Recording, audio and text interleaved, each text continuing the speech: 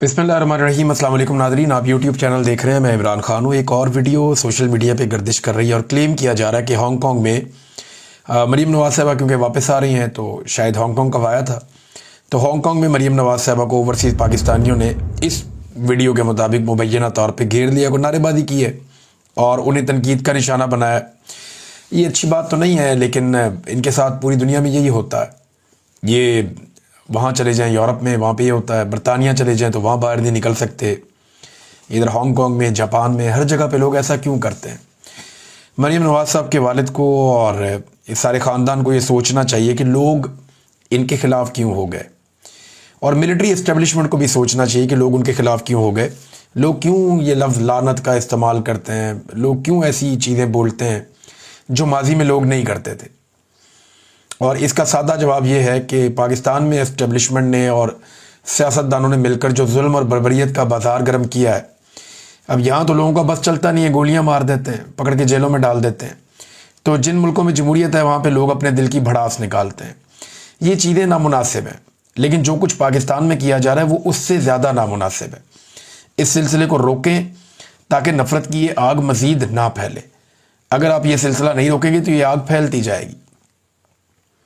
खुद ये दुनिया फिर रहे हैं, सैर सपाटे कर रहे हैं, लेकिन कोई रिपोर्ट्स के मुताबिक, और रिपोर्ट स्टेटमेंट की है पाकिस्तान का जो स्टेट बैंक है उसकी ये रिपोर्ट है मुबैना तौर पे, पंजाब ने जो कर्जा लिया वो 405 अरब रुपए का है और ये 38 दिनों में लिया है।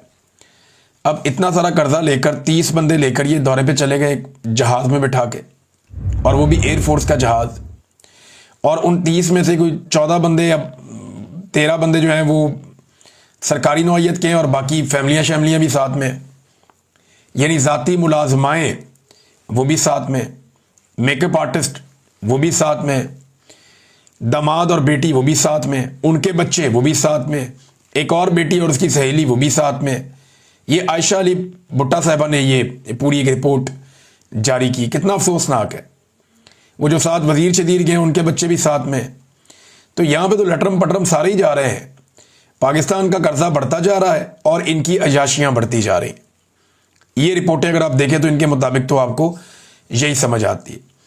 पंजाब ने 38 दिनों में 405 अरब का कर्जा लिया है। खैबर पख्तूनख्वा 21 अरब का कर्जा लिया। कितना फ़र्क है देखें आप। सिंध 16 अरब और बलूचिस्तान 13 अरब का। और हालात इनके ये हैं, इनकी अयाशियाँ ख़त्म नहीं हो रही और कर्ज़ों के ऊपर ये अपनी हुकूमतें चला रहे हैं। इसमें एक और चीज़ मैं आपके सामने रख चाहता हूँ। जापान में इन्होंने दौरा तो किया, बड़ा सरबराह मुमलिकत वाला दौरा किया, वो जहाज़ इस्तेमाल किया जो वज़ीर आज़म इस्तेमाल करता है, वो प्रोटोकॉल इस्तेमाल किया जो वज़ीर आज़म करता है, लेकिन इज़्ज़त इनको वज़ीर आला वाली भी नहीं मिली, स्टेट गेस्ट वाली इज़्ज़त भी नहीं मिली जापान में। ये प्राइवेटली घूमते रहे इधर उधर, फिर पुलिस को बुलाया तो पुलिस ने इनको और ज़्यादा महदूद कर दिया।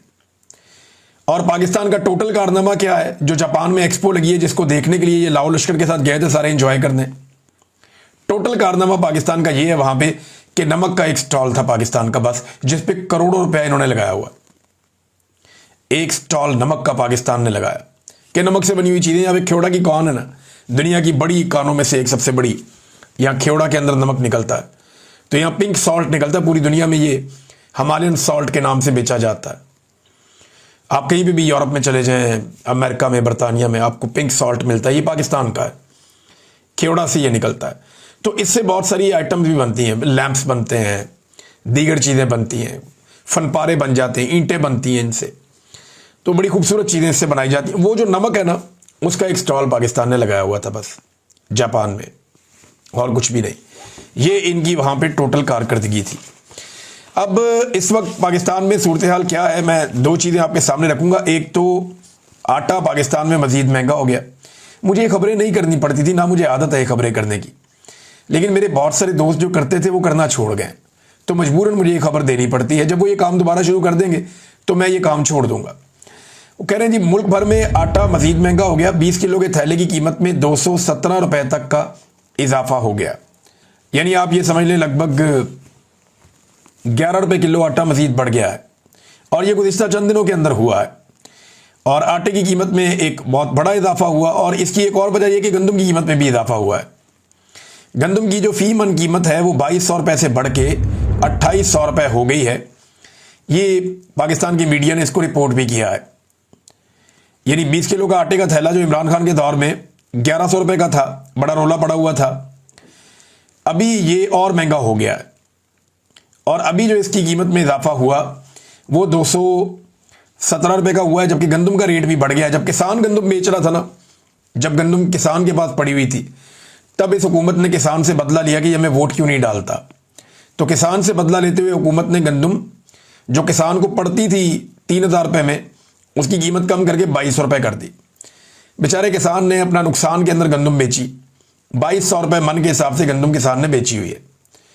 और अब वो कीमत बढ़ा, बल्कि किसान को तो 2000 मिला कई जगह पे, अब वो कीमत बढ़ा के 2800 रुपये तक पहुंचा दी गई, ताकि वो जो मिडल मैन है या जो माफिया है जिसने किसान से फ़ायदा उठाया और सस्ती गंदम खरीदी हुकूमत की हठधर्मी की वजह से, अब वो फ़ायदा उठा रहा है।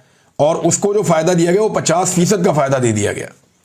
यानी अगर किसी ने 1 करोड़ की गंदम खरीदी है तो अब उसके ऊपर वो बड़े आराम से 40 लाख 50 लाख रुपया बना सकता है। ये पाकिस्तान के साथ ये कर रहे हैं, किसान को तबाह किया, बर्बाद किया। यही गंदम की कीमत जो है वो अगर चंद माह पहले होती, अप्रैल मई जून में होती, तो किसान पैसे कमा लेता, लेकिन तब ऐसा नहीं किया गया। तब गंदम को सस्ता सस्ता सस्ता किया गया। जब किसान की पसली टूट गई, उसका बेड़ा गर्क हो गया, तो उसके बाद अब गंदम की कीमत बढ़ा दी गई, ताकि जो मिडल मैन है या जो माफिया है या जो मिलों के मालिकान हैं जिन्होंने गंदम इकट्ठी कर ली थी, अब वो इसमें से पैसा बनाया और पैसा बन रहा है। पाकिस्तान के किसान को मार क्यों पड़ती है? पाकिस्तान में ना माफियाज बैठे हुए हैं और वो माफियाज पाकिस्तान के किसान को मारते हैं। मिसाल के तौर पे 2 बड़ी अहम खादें हैं। हम जायजा ले लेते हैं इंडिया और पाकिस्तान में इन खादों की कीमत का, कि इंडिया में ये खाद कितने की मिलती है और पाकिस्तान में ये खाद कितने की मिलती है। देखिए ना, बीच में एक लकीर है ऐसे करके, उस लकीर के उस तरफ भी किसान रहते हैं, लकीर के इस तरफ भी किसान रहते हैं। उधर वाला किसान कितने में खरीदता है यूरिया और डीएपी, और इधर वाला किसान कितने में खरीदता है यूरिया और डीएपी। जरा ये कीमतों का मुवाजना करते हैं। एक बड़ी इंपॉर्टेंट खाद है डीएपी।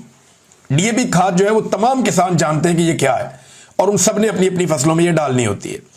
पाकिस्तान में इस वक्त इसकी जो एवरेज कीमत है वो 13,800 रुपये है। 50 किलो की एक बोरी होती है, 50 किलोग्राम की, 13,800 रुपये पाकिस्तानी ये डीएपी की कीमत है पाकिस्तान में।